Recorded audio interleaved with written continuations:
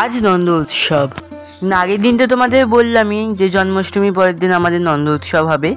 আর মা আজকের দিনটা গপুকে খুব ভালো করে সাজিয়ে গুছিয়ে সেবা দেবে। আর তাই সেই কারণেই দেখো গপুকে তাড়াতাড়ি সকাল সকাল উঠিয়ে ওর জামা কাপড় চেঞ্জ করিয়ে ও স্নান টান করিয়ে দিয়ে বসিয়ে দেওয়া হয়েছে। এবার ওকে ব্রেকফাস্ট দেওয়া হবে। আর তারপরে মা এসে গেছে দেখো লাঞ্চ তৈরি করতে, মানে গপুর লাঞ্চ, আমাদের না।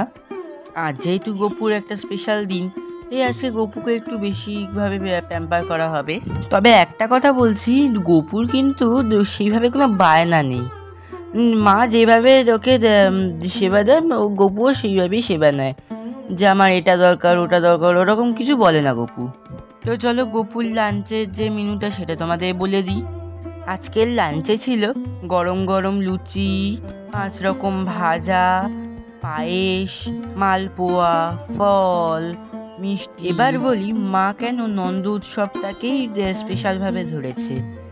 আসলে আজকে গপুর জন্মদিনের সঙ্গে সঙ্গে বাবা লোকনাথেরও জন্মদিন, তাই জন্য মা আজকের দিনটাই বেশি করে স্পেশালভাবে অনুষ্ঠানটা করছে। খুব সামান্য আয়োজন দিয়েই মা এই পুজোটা সারবে।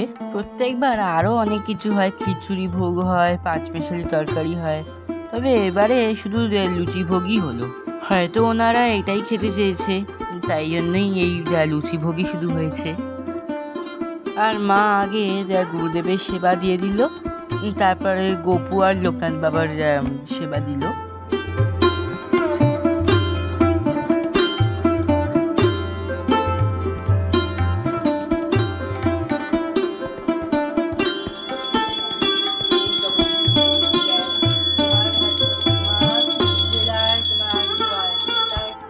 আর গপুর ডিনারে ছিল মালপোয়া।